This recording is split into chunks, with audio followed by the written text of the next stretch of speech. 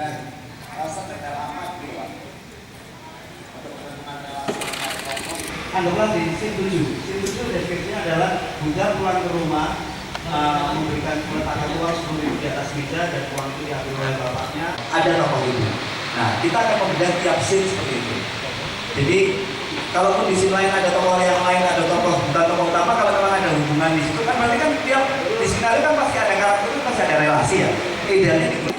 Tokoh utama move di kamar, ada interaksi yang penuh kasih sayang, gawe dulang bubuk. Di scene 7 karena memang ada properti uang ya, kita tulis relasi Abdul dengan uang, menggambarkan tokoh yang berorientasi pada uang dan memiliki tekanan ekonomi. Di scene yang lain ada properti yang lain, semuanya doro. Ya kita tulis apa tadi yang memang punya mimpi duit doro api semuanya, atau semuanya iwak lohan. Oh memang di produksi itu ada ikan lohan dengan muncul dan kayak rokok yang satu itu juga iki baik dengan api. Tidak, idealnya semua yang ada di set punya sesuatunya, punya hubungannya. Tidak harus pasang tempel-tempel, itu nanti kaitannya di departemen artistik gitu. Ada semuanya di backstory. Di film tidak ada properti, di film ini tidak ada, ibunya bukan membuat batik, tapi dulu dia pernah menjadi buruh batik. Ya kita bisa kasih kain batik. Assalamualaikum warahmatullahi wabarakatuh. Perkenalkan, nama saya Edi, penulis skenario dan juga sutradara. Itu kalau saya pengen tahu, kira-kira berat mana antara jadi penulis skenario sama sutradara? Ini yang pertama. Terus yang tadi kalau nggak salah Mas Katam ini mulai riset dari tahun berapa? 2005. 2005. Sedangkan saya yakin ada perubahan antara lokasi yang sekarang dengan lokasi yang dulu. Itu bagaimana untuk ketika itu berubah? Apakah nanti kok jadi kayak gini? Apakah pindah tempat aja atau gimana? Terima kasih. Terima kasih. Bagaimana lebih berat mana menjadi banyak berat? Tidak ada yang tidak berat gitu. Semua elemen yang ada di film itu sebenarnya berat dan fungsinya besar semua. Jadi tidak ada yang lu enak skenario ya, lu enak jadi sutradara ya. Tidak. Saya pikir itu kembali tugasnya skenario, penulis skenario itu hanya di praproduksi memang. Secara tugas memang mungkin lebih banyak ke sutradara karena sutradara dari praproduksi sudah bekerja di produksi dan di pasca produksi ngikutin editingnya. Tapi kalau penulis skenario kan lebih fokus di praproduksi ya. Yang sesuai apa yang ingin tulis juga waktu yang lama. Memang secara lebih panjang sutradara. Kalau tidak ada perubahan yang cukup signifikan dari 2005 ke 2021 ke SSD. Pelelangan juga masih seperti itu saja, ruangannya masih sama. Perubahannya adalah 2005 dulu belok, di 2020 makam itu. Nah itu juga akhirnya terrespon di kita ini. Kalau tadi seperti melihat ada gambar makam rock tadi, itu bagian dari respon atas realitas yang ada di Kota Pekalongan. Suaranya kecil sekali. Boleh lebih lantang lagi? Suaranya yang lebih keras, bicaranya apa sih yang sulit terus selama saat direct treatment? Saat membuat direct treatment apa yang dalam film ini kan tadi ada sinematografi, artistik, yang paling lama apa sih? Sebenarnya ketika tidak bisa langsung tentu hari jadian, kita butuh menafsir, memaknai teksnya dulu, membaca ulang. Itu yang mau dijual, tentang itu kamu apa tidak? Yang jelas itu kan pasti ada yang mau dijual. Yang mau dijual apa? Baik dari sutradara atau dari produsernya mungkin atau peluru.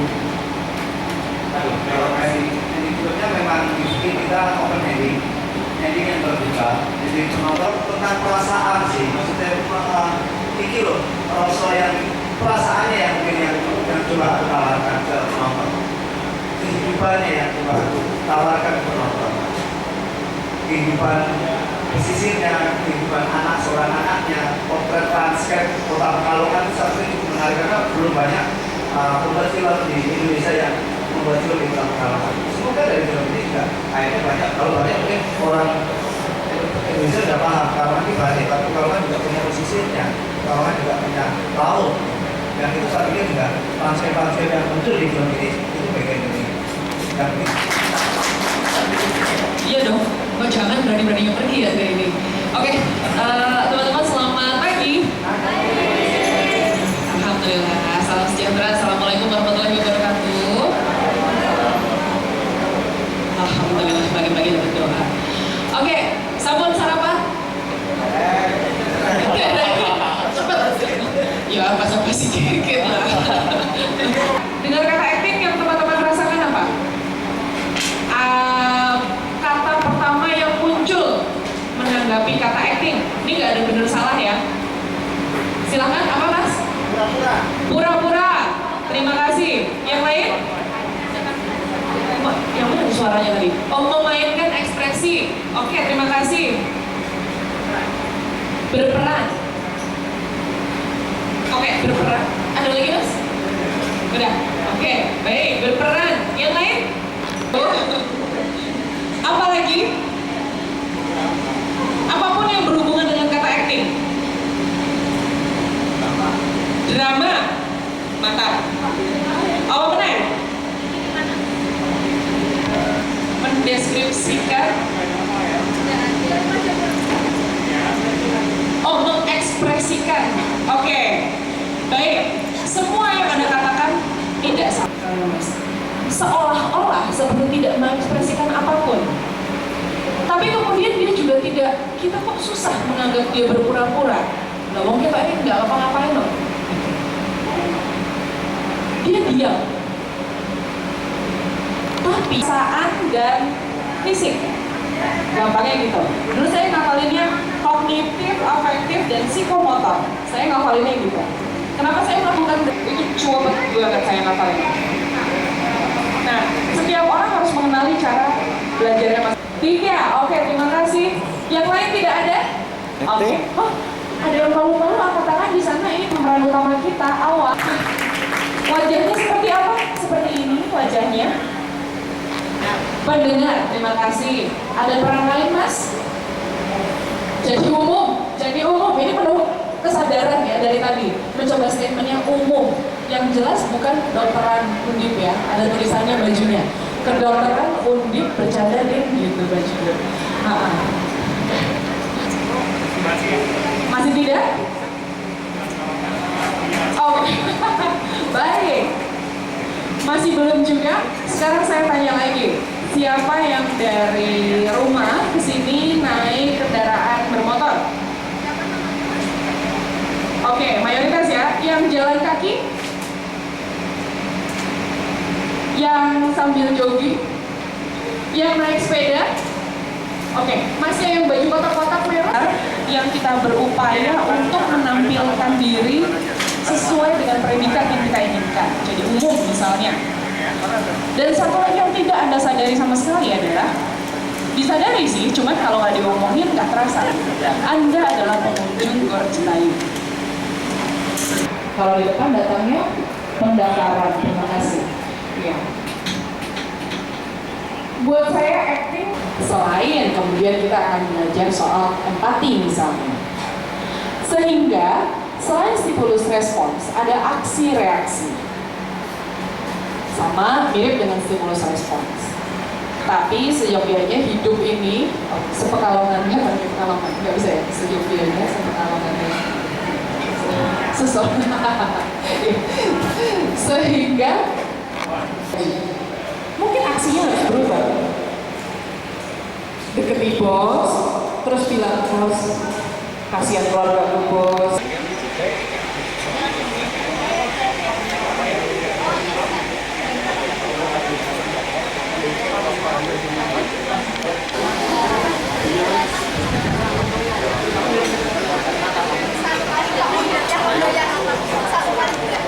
Aku di shooting pak, aku sebenarnya shooting ya nanti. Maju lagi. Oh, ya. Oke. Silakan mengambil posisinya. Oke, langsung kita mulai acara workshop dari saya ingin kembali untuk teman-teman share kegiatan kami di Instastory dengan cara tag @aksa Langit, @silvarap, dan @silvarap. Nanti jangan lupa untuk menukarkan sudah saatnya kita akan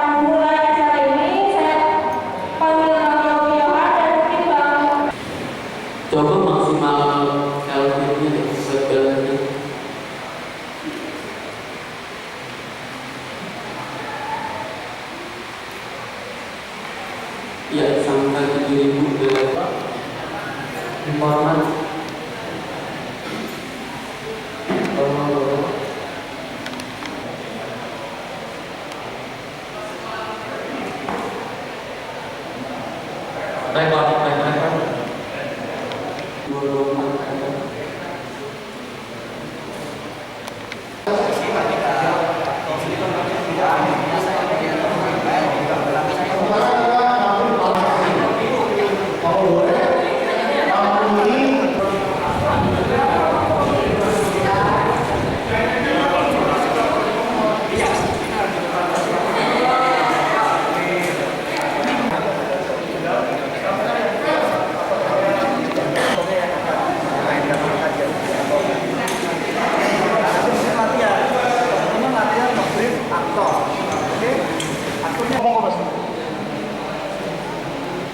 Oke, ada ya? Ya. Ini saya buka. Ada nggak orangnya? Nggak ada. Artinya kekeliruannya di mana? Tata cara. Asli. Jadi saya tahu lampunya, saya tahu lampunya harus ada. Memang tahu.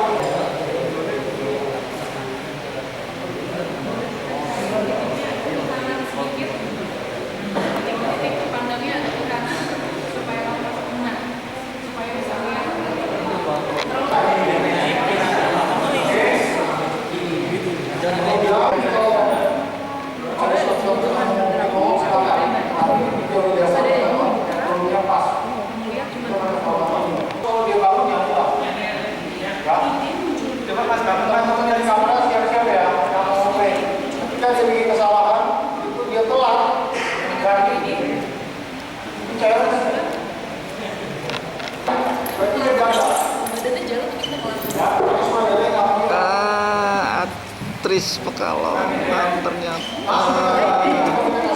Wah, ini dia nih, mau tak wawancara.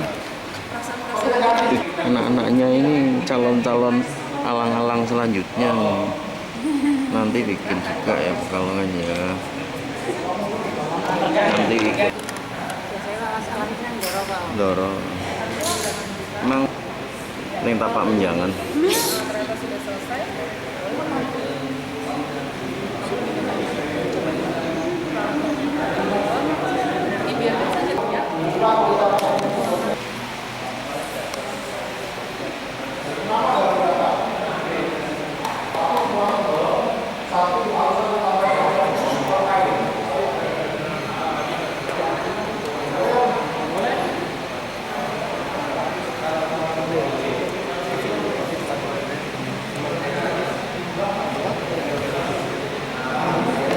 Oke, Mas Awang itu berperan sebagai perannya sebagai apa namanya, hampir sama ya.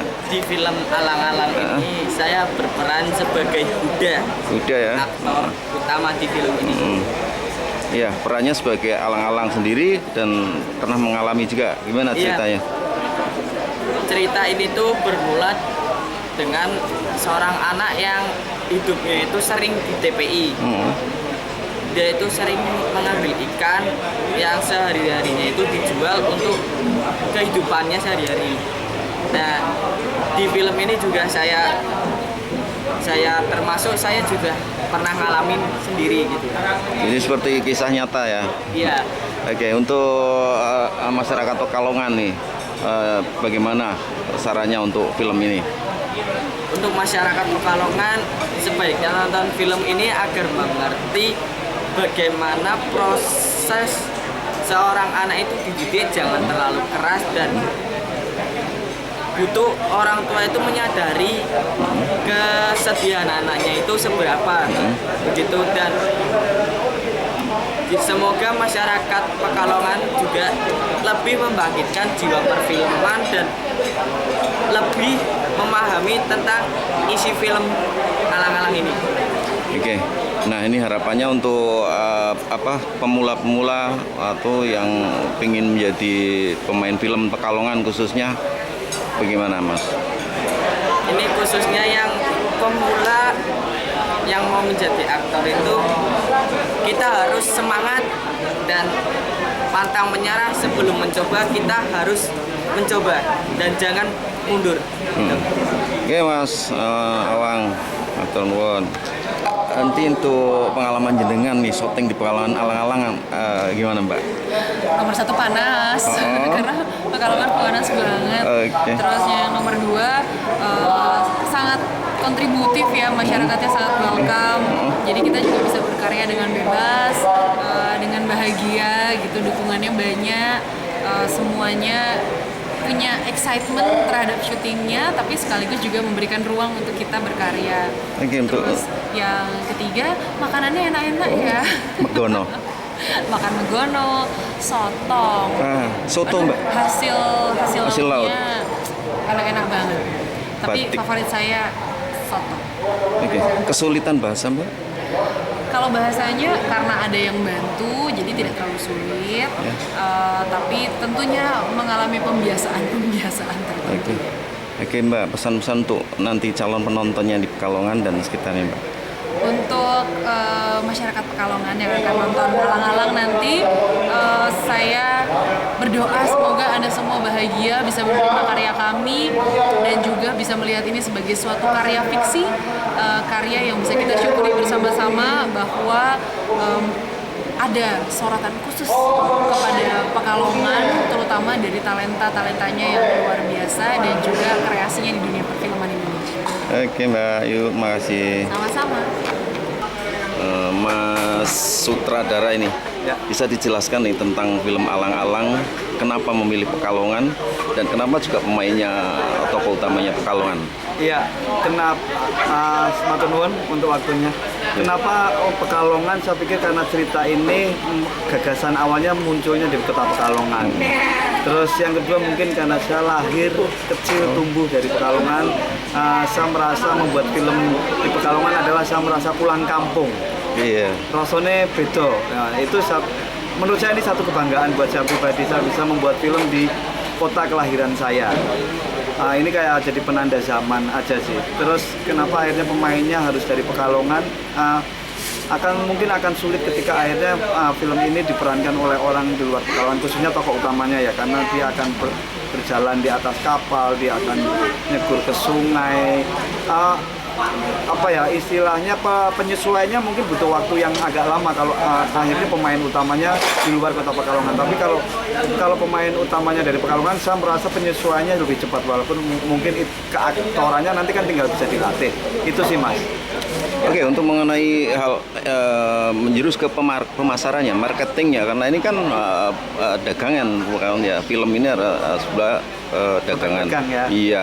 Nah ini kan kita mengangkat sesuatu yang mungkin di daerah lain tidak mengerti, tidak mengenal. Apakah optimisnya bagaimana itu? Ya, sebenarnya kan kalau kisah-kisah anak di Pelelangan tuh ada semua di Pantura. Memang istilahnya berbeda-beda. Kalau mungkin di Pekalongan istilahnya alang-alang. Saya pernah bertemu banyak teman-teman di Pantura, di Lamongan itu juga ada. Hampir sama kegiatannya di Pelelangan anak-anak, tapi memang istilahnya berbeda.